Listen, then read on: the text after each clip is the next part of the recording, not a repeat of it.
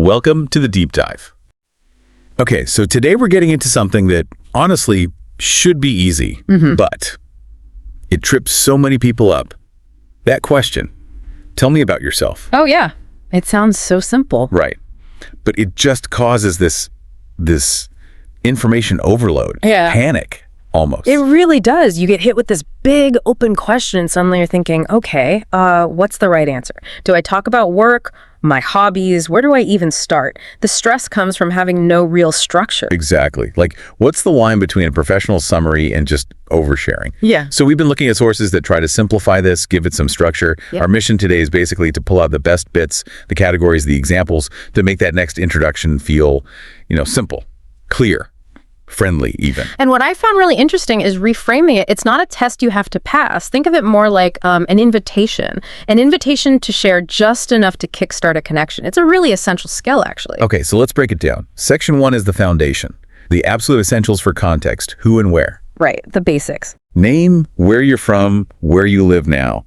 But the sources really emphasized that how you share these facts matters way more than the facts themselves. Precisely. So, okay, the sources had someone from Canada, someone from the US. That gives you the big picture geographically. But the real juice is in the lifestyle contrast. Yeah. Instead of just saying, I live in a city, one person said something like, I live in a big city. Yeah, it's busy, it's noisy, but I love the energy. That little bit, but I love the energy. Tells you so much more. It does. And the contrast was someone in a small town who preferred the quiet. You immediately get a feel for their personality, their pace. And then there was the detail about their actual home. Ah, yes. The apartment versus the house. Even if the apartment's big, it's different from the small house. Because the house has a garden. And that garden detail, it's not just a random fact, it's a hook. It hints at hobbies, maybe patience, a connection to nature. It gives the other person something easy to ask about, doesn't it? Definitely. Age came up briefly, like 25 versus 28, but then it moved right into vocation. Profession or studies. That seems key. Oh, absolutely crucial. It gives that snapshot of, what you do, how you spend your time. The examples were really good here. We had an English teacher. Right. Someone who likes structure, communication. And an art student. Drawing and painting specifically. And the analysis pointed out that these two, the teacher and the artist, they actually make a perfect team for a conversation. Huh. Why is that? What makes it a perfect team? Well, think about it. The art student brings the creative, maybe more abstract stuff, ideas, feelings, aesthetics. The teacher brings the clarity, the structure. Okay. Structure meets inspiration. Exactly. It creates this nice balance right from the start. That's the kind of dynamic you want your introduction to hint at, ideally. Okay, so that covers the basic coordinates, geography, vocation. But connections are usually more emotional, right? Yeah. How do we move from those facts to something more, human? Yeah, great question. The quickest route, according to the research, family and pets. Okay. Talking about family just instantly makes things more personal, reveals values, connection. Right, the examples. One person had a younger sister, Sarah, studying music, plays the piano. So a creative thread there. But the parents' details were, like you said, gold. A mom who's a teacher for little kids and a dad who's a chef. And the line was, the food is always delicious. See? That's brilliant. A sensory hook. The minute you say chef, people have a positive association. You've sparked something. Yeah, totally. And compare that to the other family setup. A writer mom and a doctor dad. Instantly different feel, right? More intellectual, maybe, stable. A different kind of household vibe comes across. Definitely. So family gives that background, that lineage. And then pets. Pets seem like the friendly shortcut to personality. Oh, totally. Low stakes, easy icebreaker. The sources use them perfectly. We had Max the dog. Yep. Brown, small, happy, friendly, funny. Classic dog vibes. High energy. And then the counterpoint. Linda the cat. Black and white. Sleepy, but described as elegant and independent. Elegant and independent. I like that. What's key there isn't just dog versus cat. It's the immediate, friendly conflict it sets up. The whole dog person versus cat person thing. Yeah. It gives the other person something playful to grab onto. Exactly. It's not about finding instant agreement. It's about offering these little points of interest, maybe even light friction that spark conversation. Okay, that makes sense. So that brings us to section 3, which is all about personal flavor. Likes, hobbies, dislikes. This feels like the fun part. It is, and it creates really strong connection points. Food's always a winner. Pasta, #1 favorite. Simple. Yep. And then the contrast, pizza, but specifically vegetable pizza. Tomatoes, peppers, onions. But they also gave a nod to pepperoni, didn't they? They did, which shows they have a preference, but they're not, dogmatic about it. They appreciate the classic, too. It's thoughtful. Even color came up. Green, like nature, trees, grass. Versus blue, like the sky, calm. Just from a color preference, you get a hint of their inner world, their vibe. And the hobbies showed a great contrast, too.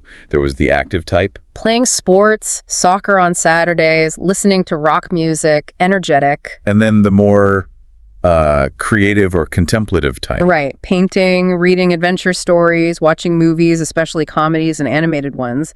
It helps you quickly place yourself or let the other person place you on that sort of active versus reflective spectrum. Okay, so likes are clear conversation starters. But you mentioned something critical earlier, the strategic value of dislikes. Yes. This was a key finding, talking about what you don't like. Okay, but hang on. Isn't that risky? Don't you worry about sounding negative or like high maintenance right off the bat? That's a really good point and a common concern. The source's stressed context here. It's not about launching into a rant. Right. It's about sharing a minor dislike, like olives or spicy food. It doesn't make you sound negative. It actually shows authenticity. It helps define your edges. Okay, defines your edges. I like that framing. It's not a complaint, it's just a preference. Exactly. Think of it as preference, not negativity. So the examples were olives versus spicy food.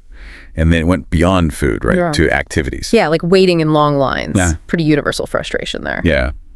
But contrasted with the very specific waking up very early, that proud declaration, I am not a morning person. Right, and that one detail tells you so much about their daily rhythm, their energy levels, without sounding like they're complaining or making excuses. It's just who they are. Okay, so we've built up quite a profile here. We've got the art student, the chef's daughter, Max the happy dog, the pasta lover who's not a morning person. The final piece, the strategy bit, is crucial, isn't it? Because you can't just info dump all of this at once. Absolutely not. And this is where the sources got really tactical. The principle is proportionality. You have to tailor it Tailored to the situation. to the context and honestly to the amount of time you actually have. So example, if you're in, say, a class or a meeting, something focused. Then keep it relevant. Name, maybe your role or status, and critically why you're there. I'm learning English because, or I'm here today to discuss.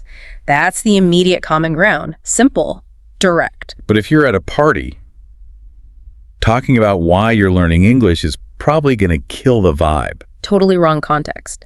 At a party, you share your name, maybe your job title quickly, but then pivot to a hook. A hobby, painting, music. Or maybe that quirky, dislike-hating long lines. Something relatable, something that builds connection, not just fulfills a task. And the whole point of tailoring it this way is to create what the sources called the conversation bridge. Exactly. A good intro isn't a monologue, it's an opening. It practically begs for a follow-up question. Right. If you say you like painting The obvious question is, oh yeah, what do you paint? or rock music. Cool, what bands are you into? It makes it easy for the other person. So the simple format that came out of this analysis was basically name, status, and one unique detail. Pretty much. A 3-part hook. We can run through those examples again. Okay, the teacher. Hi, I am Noah. I'm an English teacher. I like dogs and pizza, but I really don't like olives. Simple, clear, gives options. And the student. Hi, I'm Sabrina. I'm studying art. I absolutely love cats and pasta. And yeah, I am definitely not a morning person. It works. It's concise. It's friendly. It gives 3 different ways for the conversation to go. It makes the whole tell me about yourself thing feel, well, not scary. Just an easy way to share a little bit and connect. When you have the right pieces ready, yeah, it becomes much less daunting. So wrapping this up, this deep dive gave us a really useful roadmap, I think, from the teacher and the art student pairing The structure and creativity. through Luna the cat and Max the dog showing personality. Yeah, the independent versus the friendly. And connecting it with those little preferences like vegetable pizza or the color blue. It all builds a picture. It does.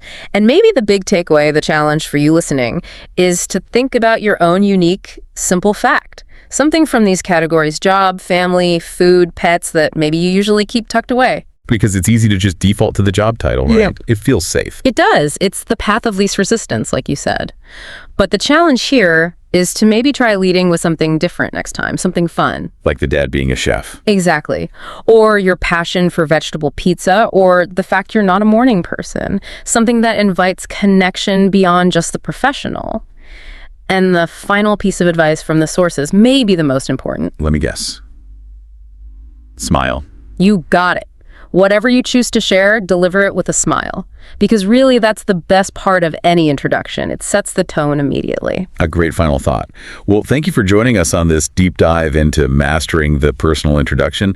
Keep practicing. Keep exploring those connections. Yeah, thanks for listening. Goodbye for now. Join us next time for another deep dive.